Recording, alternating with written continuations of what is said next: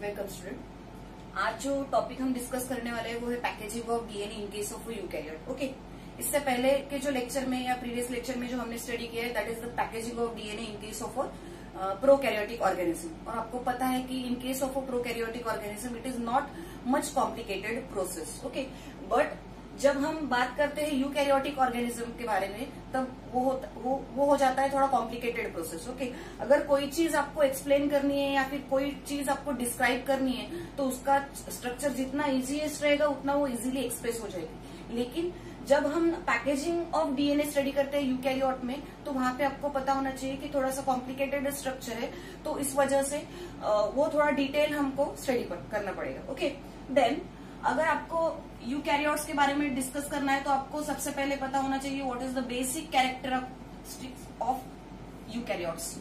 Eukaryotes के basic characteristic क्या है। ओके, सो हमने इससे पहले भी यूकैरियोट्स के बारे में डिटेल स्टडी की है या फिर आपको बेसिक इस चीज के बारे में पता है कि यूकैरियोटिक ऑर्गेनिज्म होती कैसी है। तो यूकैरियोटिक ऑर्गेनिज्म में जो भी प्रेजेंट है वहां पे क्या प्रेजेंट रहता है, there is a presence of well developed nucleus. सबसे पहली बात, यूकैरियोटिक ऑर्गेनिज्म में वेल डेवलप्ड न्यूक्लियस प्रेजेंट रहता है। Okay, then secondly there is a presence of nucleoplasm.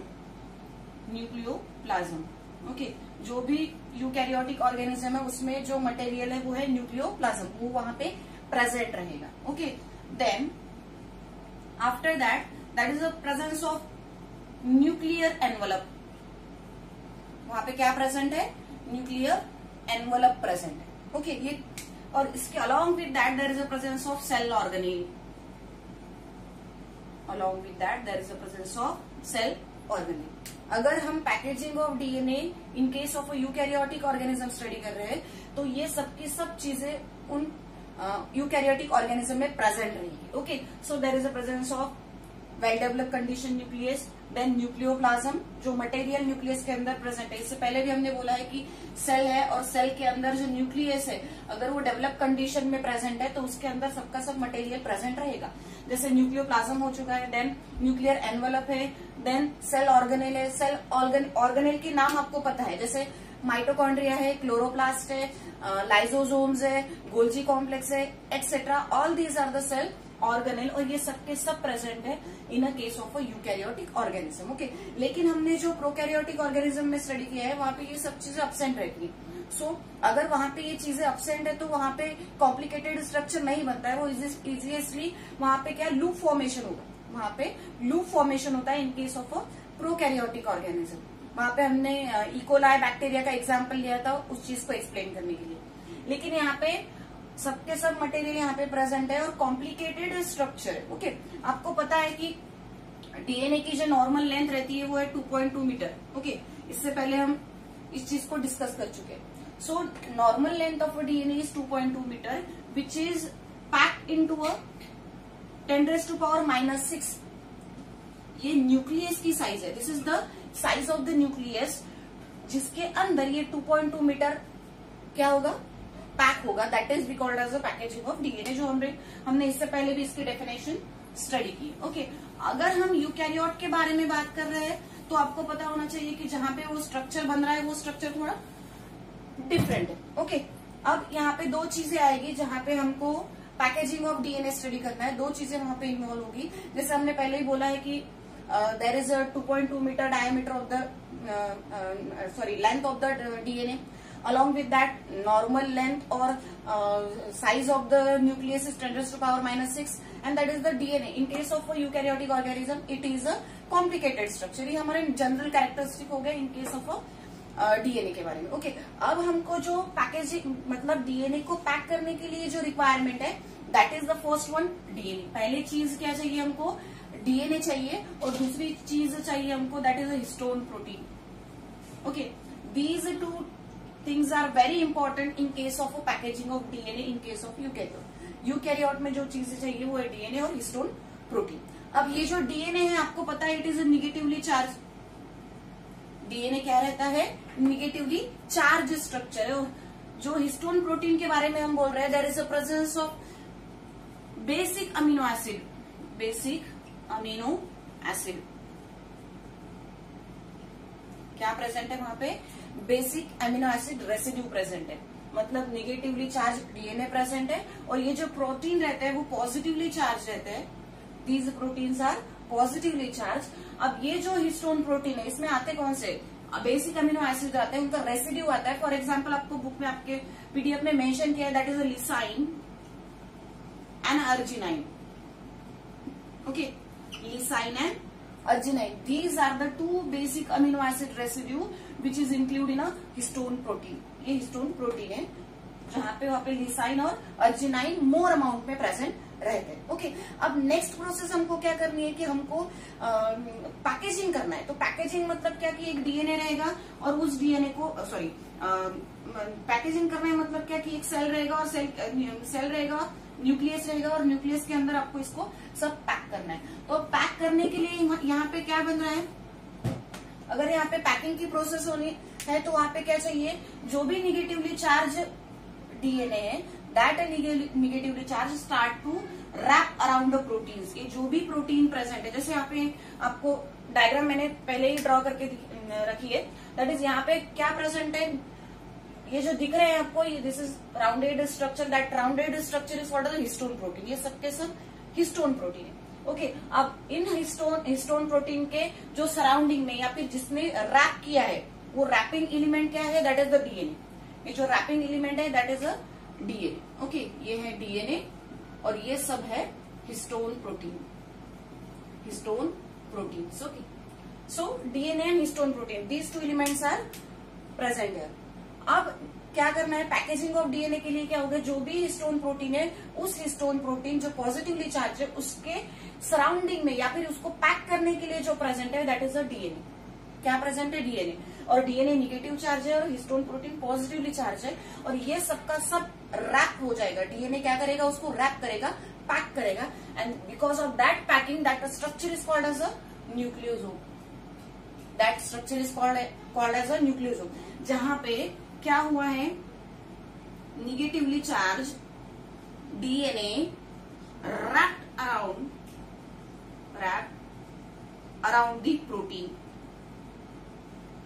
ध्यान में रखना एक चीज कि न्यूक्लियोसोम कैसे फॉर्म हुआ है, दैट इज, ये बहुत इंपॉर्टेंट स्ट्रक्चर है। यहाँ पे एग्जाम में आपको बहुत बार न्यूक्लियोसोम का स्ट्रक्चर पूछा गया है, तो आपको पता होना चाहिए कि न्यूक्लियोसोम बना कैसे।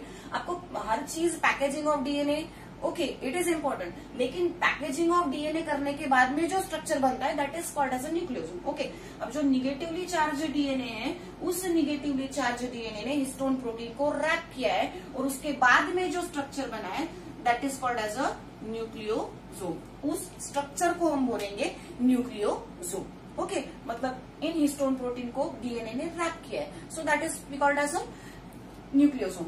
Next we have to discuss in detail. Okay, then इसके बाद में हमको क्या स्टडी करना है? अब ये जो हिस्टोन प्रोटीन है, ये कितने हिस्टोन प्रोटीन प्रेजेंट रहते हैं?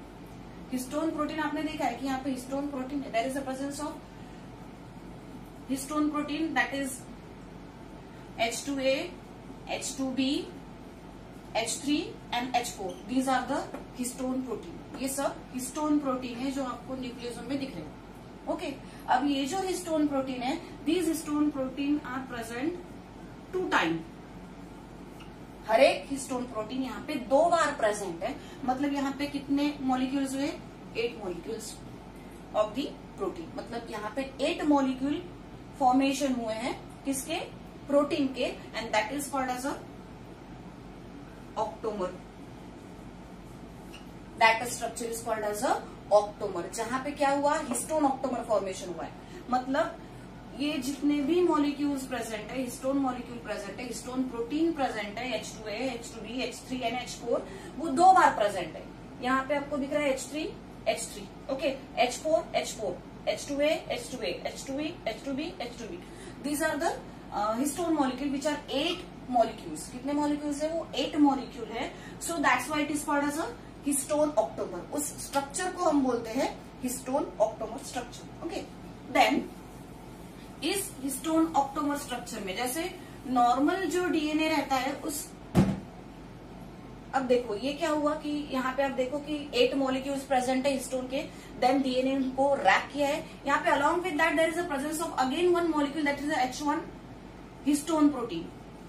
H1 histone protein. आपको फिर एक मॉलिक्यूल और अगेन दिखेगा वहां पे, ये H1 हिस्टोन प्रोटीन। इसका वर्क क्या है? ओके, तो जहां पे डीएनए रैप होना स्टार्ट हो रहा है, जहां पे डीएनए फॉर एग्जाम्पल यहाँ पे 8 मॉलिक्यूल आपको दिए वहां पे, अब ये जो हिस्टोन मॉलिक्यूल है ये क्या करेगा, इस हिस्टोन मॉलिक्यूल में से ये डीएनए स्टार्ट हो जाएगा पैकिंग के लिए। ओके, अब ये जो मॉलिक्यूल है इनको पैक करेगा और पैक करने के बाद में फिर से एक राउंड लेगा और दैट इज द टर्न। और जो एंटर कर रहा है न्यूक्लियोसोम में, जो मॉलिक्यूल न्यूक्लियोसोम में एंटर कर रहा है, जहां से डीएनए हिस्टोन प्रोटीन को रैप करना स्टार्ट हो रहा है, and then after wrapping it is leave from the histone protein. वो हिस्टोन प्रोटीन से बाहर भी निकल रहा है, मतलब एंटर कर रहा है हिस्टोन प्रोटीन को, प्रोटीन के अंदर फॉर द पैकिंग, और बाहर भी निकल रहा है पैकिंग के बाद में। और वो जो होता है मॉलिक्यूल जो अटैच करता है एंट्री के टाइम पे और लीव होने के टाइम पे। ओके, लीव होने के टाइम पे जहां पे एंटर कर रहा है और लीव हो रहा है, so that attachment molecule is called as H1 histone protein. उसे हम बोलेंगे H1 histone protein. Okay, so ये हो गया H1 का फंक्शन। देन अभी यहाँ पे आपको पता चल गया कि व्हाट इज द न्यूक्लियोसोम, जहां पे हिस्टोन प्रोटीन को डीएनए ने रैप किया है, और रैप करने के बाद में जो स्ट्रक्चर बनता है उसे हम बोलेंगे न्यूक्लियोसोम। ओके, अब न्यूक्लियोसोम एक ही बनेगा क्या? Obviously not. वहां पे एक न्यूक्लियोसोम एक ही बनेगा क्या? नहीं। नीचे के डायग्राम में आप देखो यहाँ पे कि न्यूक्लियोसोम का स्ट्रक्चर आपको दिख रहा है, ये न्यूक्लियोसोम है, this is one again nucleosome, then this is one also, and then okay. So ये जिगजैग मैनर में या फिर एक स्ट्रेट माला जैसी रहती है, ऐसे ही अटैच हुए।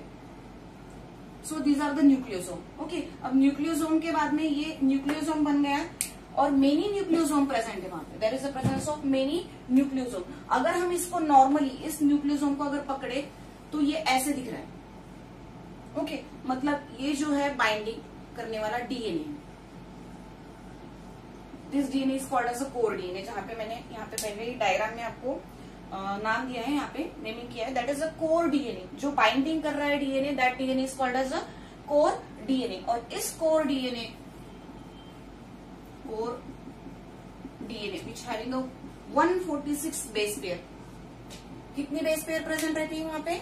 146 बेस पेयर प्रेजेंट रहती है।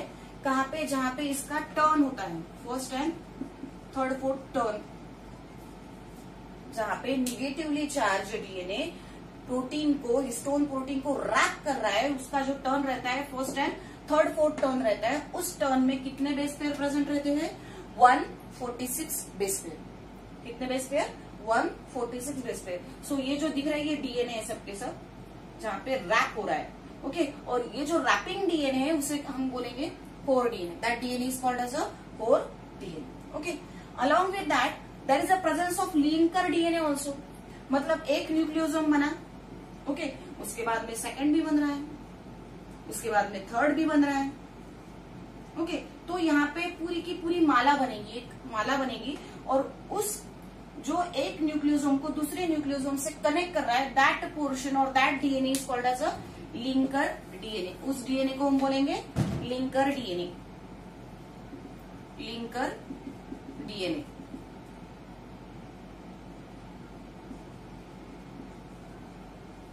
Connecting point between two nucleosome, दो न्यूक्लियोसोम को कनेक्ट करने वाला जो पॉइंट है या फिर जो भी पोर्शन है, that is called as a linker DNA, and which having a 54 base pair. कितने बेस पेयर प्रेजेंट है वहां पे?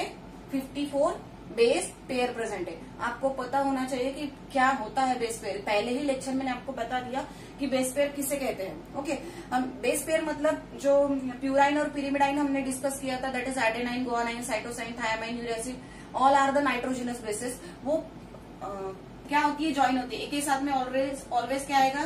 टी, और सी के साथ में G. Adenine combine with thymine, cytosine combine with guanine, और ये हुई बेस पेयर। ऐसे in case of core DNA वहां पे 146 बेस पेयर प्रेजेंट रहती है, और in case of linker DNA वहां पे 54 बेस पेयर प्रेजेंट रहती है। ओके, अब ये हो गया लिंकर का। ओके, ये लिंकर का, और जो अंदर डीएनए प्रेजेंट है। अब ये जो पूरा न्यूक्लियोसोम है, ये जो पूरा न्यूक्लियोसोम है वहां पे कितने बेस पेयर प्रेजेंट रहती है, जहां पे डबल हेलिक्स क्या कर रहा है, रैप कर रहा है, राउंड कर रहा है, पैक कर रहा है। ओके, तो जो न्यूक्लियोसोम है वहां पे जो बेस पेयर प्रेजेंट रहेगी वो है 200 बेस पेयर। ये नंबर बहुत इंपॉर्टेंट है in case of multiple choice question और in case of single line question. Okay, so these numbers are very much important in case of your examination. Okay, then हमने 3 point study किए। कोर DNA जो क्या कर रहा है, जो रैप हो रहा है हिस्टोन प्रोटीन को, that is called as a core DNA, वहां पे 146 बेस पेयर प्रेजेंट रहेगी। लिंकर डीएनए जो दो न्यूक्लियोसोम को कनेक्ट करने वाले जो लेंथ है या फिर स्ट्रिंग है उसे हम बोलेंगे लिंकर डीएनए, जहां पे 54 बेस पेयर प्रेजेंट रहती है। और वो जो पूरा न्यूक्लियोसोम है जो बना है हिस्टोन प्रोटीन और डीएनए रैप होने की वजह से, डबल हेलिकल डीएनए रैप होने की वजह से वहां पे जो बेस पेयर प्रेजेंट रहती है वो है 200 base pair. Okay, so these are the very much important number in case of your examination. Then okay, ये हो गए इन केस ऑफ नंबर्स। अब हमें जो डिस्कस करना है कि पहले ही हमने बेस पेयर डिस्कस कर लिए, अब ये जो स्ट्रिंग बनता है डीएनए का जो स्ट्रिंग बनता है, न्यूक्लियोसोम में जो स्ट्रिंग है उस स्ट्रिंग की जो डायामीटर है वो है 2 नैनोमीटर। स्ट्रिंग की जो डायामीटर है वो है 2 nanometer. In case of angstrom it is 20 angstrom. In case of angstrom it is 20 angstrom. जो न्यूक्लियोसोम में 20 बेस पेयर का जो स्ट्रिंग बना है उस स्ट्रिंग की जो डायामीटर है वो है 2 नैनोमीटर। और again in case of angstrom it is 20 angstrom. Okay, so उसे हम न्यूक्लियोसोम फाइबर भी बोलेंगे, फाइबर भी बोलेंगे। ओके, अब ये जो स्ट्रिंग बना है ये बनाता है न्यूक्लियोसोम फाइबर। ये जो स्ट्रिंग बना है ये बनाएगा न्यूक्लियोसोम फाइबर। और इस न्यूक्लियोसोम फाइबर की जो डायामीटर रहती है या फिर लेंथ रहती है वो है 2 nanometer. Again 100 angstrom, that is 10 nanometer and 100 angstrom. Okay, angstrom में आपको 100 और in case of nanometer that is 10 nanometer. Okay, अब इसके बाद में क्या हो रहा है कि ये न्यूक्लियोसोम 1। ओके, अब ये जो न्यूक्लियोसोम का स्ट्रक्चर दिख रहा है, एक्चुअली हमने नंबर्स डिस्कस कर लिए। उसके बाद में हमने जो स्ट्रिंग बनाई, जो ज्वाइंट हो रहा है one nucleosome with another, that is called as a nucleosome string. और उस स्ट्रिंग की जो डायमीटर रहती है वो है 2 नैनोमीटर। उसके बाद में जो उससे ही जो फाइबर बनता है, क्रोमैटिन फाइबर बनता है, उस फाइबर की जो डायमीटर है वो है 10 nanometer. In case of angstrom it is 100 angstrom. अब हमको जो डिस्कस करना है वो है सोलेनॉइड फाइबर। ओके, अब सोलेनॉइड फाइबर डिस्कस करने से पहले ये जान लीजिए कि ये जो न्यूक्लियोसोम है ये स्ट्रक्चर दिखता कैसे, जैसे बीड्स ऑन स्ट्रिंग्स। एक धागा में जो बीड्स, माला में जो मोती फिरे हुए रहते हैं उसके जैसा इसके स्ट्रक्चर दिखता है। So it look like a beads on string पे जो मोती है उसके जैसे स्ट्रक्चर दिखता है, इसलिए इसे बोलते हैं हम बीड्स ऑन स्ट्रिंग। ध्यान में रखना है चीज। अगर बीड्स ऑन स्ट्रिंग ये वर्ड आया तो it means it is a nucleosome. Beads on string, माला में मोती फिरे हुए जैसे जो स्ट्रक्चर बनता है that is called as a nucleosome. ये एक न्यूक्लियोसोम के बारे में हमने डिस्कस किया। जब ये 6 न्यूक्लियोसोम, व्हेन 6 न्यूक्लियोसोम कंबाइन, जब 6 न्यूक्लियोसोम क्या होते हैं, कंबाइन होते हैं और उस 6 न्यूक्लियोसोम से बनता है सोलेनॉइड फाइबर। उस न्यूक्लियोसोम से बनता है सोलेनॉइड फाइबर। क्या बनता है? सोलेनॉइड फाइबर, जो कैसे दिखता है? It is look like a telephone wire. Telephone आप सबको पता है, पहले के जमाने में जो टेलीफोन रहते थे उसकी जो कर्ल स्पाइरल जो अरेंजमेंट रहती है उस वायर की, उसके जैसे उसका स्ट्रक्चर दिखता है। So it look like a telephone wire, और उस टेलीफोन लाइक वायर स्ट्रक्चर को बोलेंगे हम सोलेनॉइड फाइबर्स। क्या बोलेंगे? सोलेनॉइड फाइबर बोलेंगे। और जो कैसे रहते हैं? थीन और लॉन्गर रहते हैं। थीन रहते हैं, बहुत पतले रहते हैं, और लॉन्गर थ्रेड लाइक अपीयरेंस रहता है उसका। ओके, सो उसकी जो डायामीटर है वो है 30 नैनोमीटर। उसकी जो डायमीटर है वो कितनी है? 30 नैनोमीटर। और इन केस ऑफ एंगस्ट्रॉन हम क्या लिखेंगे? 300 angstrom. Okay, in case of angstrom it is 300 angstrom. Okay, आपको समझ में आया व्हाट इज सेलेनॉइड फाइबर को हम क्या बोलेंगे, जैसे हमने ये एक न्यूक्लियोसोम स्टडी किया, ऐसे जहां पे 6 न्यूक्लियोसोम कंबाइन हो गए, 6 न्यूक्लियोसोम कंबाइन हो गए, और कंबाइन होने के बाद में जो स्ट्रक्चर दिखेगा उसे हम बोलेंगे सेलेनाइड फाइबर। उस फाइबर को बोलते हैं हम सेलेनाइड फाइबर, जहां पे 6 न्यूक्लियोसोम कंबाइन होके एक माला में बंधे हैं, एक थ्रेड में बंधे हैं, उस टाइप में जो स्ट्रक्चर दिखेगा that is the solenoid fibre. Okay, अब ये जो सोलेनाइड फाइबर है ये टेलीफोन की वायर के जैसे दिखता है, because it look like a thread और थिनर रहता है, थ्रेड लाइक अपीयरेंस रहता है और थिन रहता है। So that is the telephone wire like structure, that is called as a solenoid fibre. And then 30, उसकी जो डायमीटर रहती है वो है 30 नैनोमीटर, और जहां पे हम एंगस्ट्रॉन में बात करेंगे so it is a 300 angstrom, it is related to a 300 angstrom. Okay, then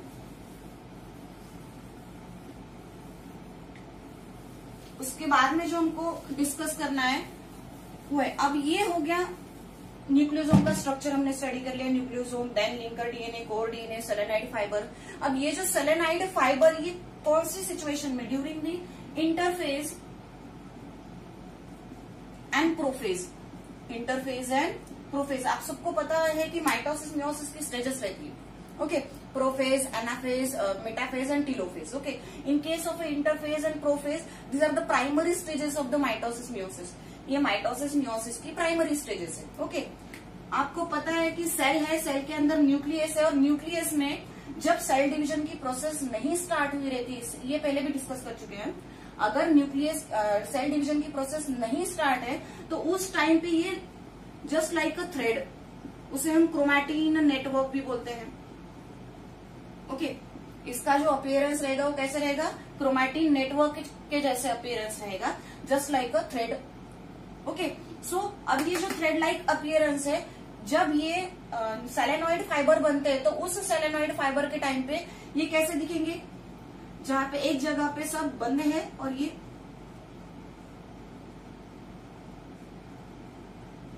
ऐसे स्ट्रक्चर यहाँ पे दिखेगा जब ये क्रोमैटिन नेटवर्क है थ्रेड लाइक अपीयरेंस में। मतलब सेलेनॉइड फाइबर की जो स्टेज है, सेलेनॉइड फाइबर जो बन रहे हैं वो ड्यूरिंग कौन से स्टेज में बनते हैं, जब क्रोमोसोम ये कंडेंस कंडीशन में प्रेजेंट नहीं रहते। आपको सबको पता है कि कंडेंस कंडीशन में condense condition only present in a metaphase, क्योंकि इससे पहले जो प्रेजेंट है प्रोफेज या फिर टीलोफेज, उसमें क्रोमैटिन नेटवर्क की फॉर्मेशन होता है, या फिर जो क्रोमोसोम है कंडेंस कंडीशन में या थिक कंडीशन में नहीं पहुंचते। लेकिन इन case of metaphase it becomes condense and thick structure during a metaphase, and so जो सेलेनाइड फाइबर बने हैं वो लाइक अ थ्रेड है, so they are only present in interphase and prophase condition. कहाँ पे, इंटरफेज और प्रोफेज कंडीशन में present रहेंगे। ये हो गया नॉर्मल, जहां पे हमने डिस्कस किया है कि इसको जो बना है हिस्टोन प्रोटीन से बना है, डीएनए ने रैप किया है। अब हायर लेवल पे, जहां पे in higher level packaging of chromatin network,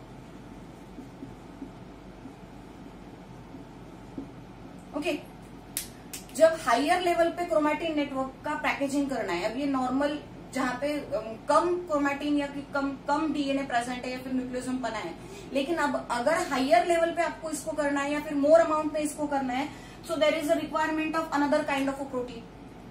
ये हिस्टोन प्रोटीन थे, जहां पे आपको अनदर लेवल पे या फिर हायर लेवल पे आपको पैकिंग ऑफ डीएनए करना है या पैकिंग ऑफ क्रोमैटिन नेटवर्क करना है, तो उस टाइम पे जो लगते हैं वो है नॉन हिस्टोन क्रोमोसोमल प्रोटीन। कौन सा है वो, non histone chromosomal proteins, NHC, it is denoted by NHC। कब, जब हायर लेवल पे पैकेजिंग ऑफ डीएनए हुआ, ओके, लोअर लेवल पे इससे चल जाएगा, हिस्टोन प्रोटीन से काम चल जाएगा, लेकिन जहां पे higher level of packaging of DNA करनी है तो वहां पे रिक्वायरमेंट है non histone chromosomal protein which is denoted by NHC। किससे डिनोट किया जा रहा है वो, NHC से। ओके, अलॉन्ग विद दैट यहाँ पे हमको दो टर्मिनोलॉजी फिर से स्टडी करनी है, that is the heterochromatin and euchromatin. Heterochromatin and euchromatin, इससे पहले भी हमने 11th में ये दो टर्मिनोलॉजी स्टडी की है। Okay, so what is heterochromatin? Heterochromatin जो रहता है वो डार्क स्टेन्ड स्ट्रक्चर रहता है। डार्क स्टेन मतलब आपको पता है कि near the centromere and telomere, ये दोनों भी पोजीशन हमने 12th के चैप्टर में भी स्टडी की है। आपको पता है कि अगर सिंगल क्रोमोसोम हमने निकाला, ड्रॉ किया, तो ये जो पोर्शन है दैट इज अ सेंट्रोमियर। इस पोर्शन को हम बोल रहे हैं सेंट्रोमियर, और tip of the chromosome that is called as a telomere. Tip को क्या बोलेंगे? टीलोमियर। तो हेट्रोक्रोमैटिन जो रीजन है क्रोमोसोम पे, वो कहाँ पे बनता है? एक तो सेंट्रोमियर रीजन पे या फिर टीलोमियर। ये दो पोर्शन है क्रोमोसोम पे जहां पे डार्क कलर का स्टेन बनेगा, डार्क कलर बनेगा, कंडेंस फॉर्म में प्रेजेंट रहेगा। ओके, कौन से फॉर्म में? कंडेंस फॉर्म में थिक पोर्शन प्रेजेंट रहेगा, दैट इज अ हेट्रोक्रोमैटिन। उस रीजन को हम बोलेंगे हेट्रोक्रोमैटिन, जहां का कलर कैसा है? डार्क स्टेन है, स्टेन मतलब कलर आया है वहां पे, और टीलोमियर और सेंट्रोमियर पोर्शन में थिक पोर्शन आया है। ओके, ये जो रहता है वो जेनेटिकली लेस एक्टिव रहता है, less active. It is genetically less active. ये जो पोर्शन है हेट्रोक्रोमैटिन रीजन, ये जेनेटिकली लेस एक्टिव पोर्शन रहेगा। Okay, but in case of euchromatin का स्ट्रक्चर हमने एक्स एंड वाई क्रोमोसोम जब स्टडी किए थे वहां पे हमने डिस्कस किया। Okay, euchromatin. What about the euchromatin region? Euchromatin it is light stained structure. इसका जो कलर रहेगा वो कैसे है? लाइट स्टेन है, और ये थीन पोर्शन है। कैसे? Sorry, it is thin portion. कैसे है? थीन है, पतला है। यहाँ पे कंडेंस है, यहाँ पे थीन है। यहाँ पे जेनेटिकली मोर एक्टिव है, जेनेटिकली मोर एक्टिव पोर्शन। ये जेनेटिकली मोर एक्टिव प्रेजेंट है, और more number of DNA are present. More number of DNA are present in a region of euchromatin.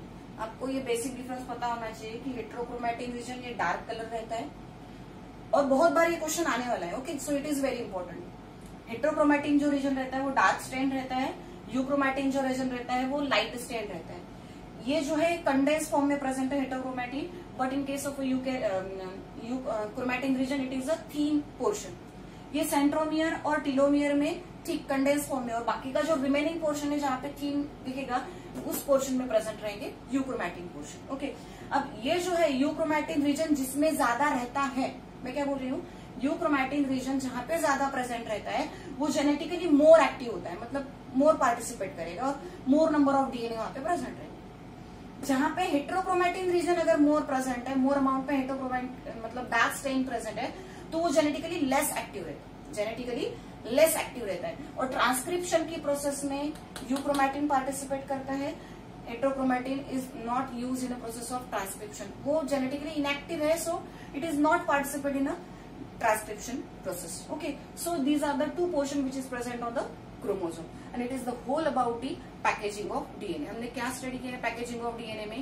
एक तो 2.2 मीटर डायमीटर रहती है, 10⁻⁻⁶ इतनी छोटी न्यूक्लियस में हमको उसको पैक करना रहता है। In case of eukaryote it is very complicated process. जैसे हमने प्रोकैरियोट में स्टडी किया है कि इजिली हो जाए, लूप फॉर्मेशन होगा और खत्म हो गया। ओके, वहां पे आपको कुछ ज्यादा डिटेल स्टडी करनी नहीं है, but in case of eukaryote आपको बहुत ज्यादा डिटेल स्टडी करनी पड़ती है। तो हमने जो स्टडी किया उसमें क्या किया कि डीएनए कॉम्प्लेक्स प्रोसेस है, उसमें दो एलिमेंट की रिक्वायरमेंट है कि डीएनए जो निगेटिवली चार्ज है, जो हिस्टोन प्रोटीन है वो पॉजिटिवली चार्ज है। जो हिस्टोन प्रोटीन है वो 4 टाइप के प्रेजेंट रहते हैं, H2A, H2B, H3 and H4। ये दो प्रेजेंट रहेंगे, हर एक जो हिस्टोन है वो 2 बार प्रेजेंट रहेगा, सो 8 मॉलिक्यूल्स आर प्रेजेंट।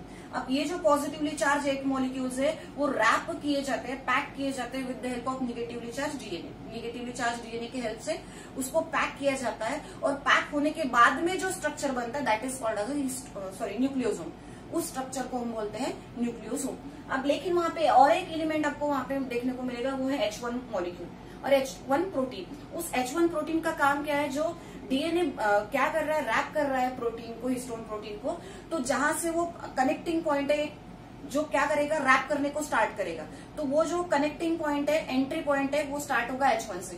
तो वहां से एंटर करेगा और एंटर टर्न लेने के बाद में लास्ट में वहां से लीव हो जाएगा, निकल जाएगा, तो हिस्टोन प्रोटीन से निकल जाएगा बाहर, तो उस पॉइंट को लीव पॉइंट बोलेंगे और वहां पे भी प्रेजेंट रहता है। उन दोनों पॉइंट को कनेक्ट करने वाला जो रहता है वो है H1 प्रोटीन। ओके, अब ये जो हिस्टोन प्रोटीन है वो हिस्टोन प्रोटीन बनते किससे, तो there is a presence of basic residues of lysine and arginine. वहां पे लिसाइन एंड अर्जिनाइन प्रेजेंट रहते हैं जो मोर अमाउंट में प्रेजेंट रहते हैं, रिच मॉलिक्यूल प्रेजेंट रहते हैं। वहां पे हमने फिर से स्टडी किया है कि न्यूक्लियोसोम, होल जो न्यूक्लियोसोम है वहां पे 200 बेस पेयर, और ये बहुत इंपॉर्टेंट टॉपिक है जहां पे हम नंबर्स डिस्कस कर रहे हैं कि न्यूक्लियोसोम में 200 बेस पेयर प्रेजेंट रहेगा।